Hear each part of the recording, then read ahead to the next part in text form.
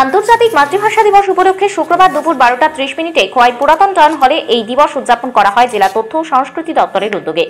যুগান্তরের পথ পেরিয়েও না নিভিল বাংলা ভাষা, তাই তো গর্বের গান গাহিয়ে বুকে বাঁধি এই তিথির ভালোবাসা।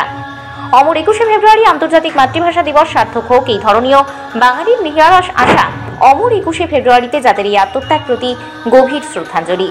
এই মহান মাতৃভাষা আত্মত্যাগের অনুষ্ঠানে উপস্থিত ছিলেন উদ্বোধক হিসেবে খোয়াই জেলা সভাধিপতি অপর্ণা সিংহ রায়, প্রধান অতিথি পৌর পরিষদের চেয়ারপারসন দেবাশিস নাথ শর্মা, খোয়াই জেলার এসসি ওয়েলফেয়ার কমিটির চেয়ারম্যান সমীর কুমার দাস, পৌর পরিষদের ক্রীড়া এবং সংস্কৃতি দপ্তরের কনভেনার পীযূষ কান্তি চৌধুরী সহ খোয়াই জেলার সমস্ত সাংবাদিক এবং কালচারালের কর্মকর্তাগণ। এই ভাষা দিবসকে সামনে রেখে বিস্তারিতভাবে আলোচনা করেন সমীর কুমার দাস, পীযূষ কান্তি চৌধুরী, সাংবাদিক বিমলেন্দু দাস প্রমুখ।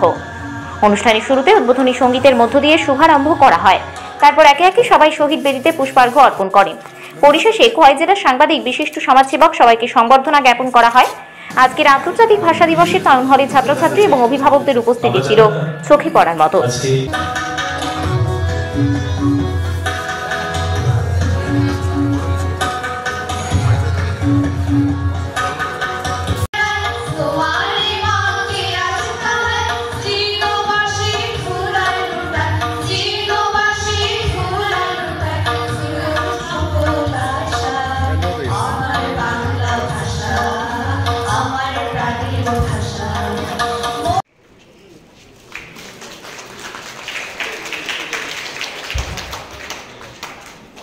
আমরা ডেকে নিচ্ছি এরপর মিঠুন আচার্যি, সত্যরঞ্জনের শ্রী মিঠুন আচার্যি, শ্রী সত্যরঞ্জন, শ্রীমতী অর্পিতা রায়কে বরণ করছেন বিশিষ্ট সাংস্কৃতিক ব্যক্তিত্ব শ্রী দীপক ভট্টাচার্য, বিশেষ অতিথি সমীর কুমার দাস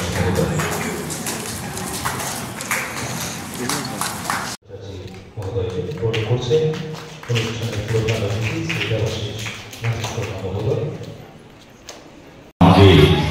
মনে একটা অন্য অনুভূতি হয়, কবে 21শে ফেব্রুয়ারি আসবে, কবে আমরা মাতৃভাষা দিবস পালন করব এবং এই আমার মায়ের যে ভাষা সেই ভাষাকে সম্মাননা জ্ঞাপন করব। আন্তর্জাতিক ভাষা দিবস আমাদের অভিজ্ঞতা আমরা দেখেছি, শহীদ দিবস আসে, বিভিন্ন ঋষি মুনি ঋষির জন্মদিন আমরা পালন করি, কিন্তু 21শে ফেব্রুয়ারি আন্তর্জাতিক মাতৃভাষা দিবস। সর্বশেষে তথ্য সংস্কৃতি দপ্তরের আধিকারিক দুলাল দেববর্মা সবাইকে অভিনন্দন জানান। খোয়াই থেকে প্রদীপ ঘোষের রিপোর্ট, ত্রিপুরা পাইওনিয়ার।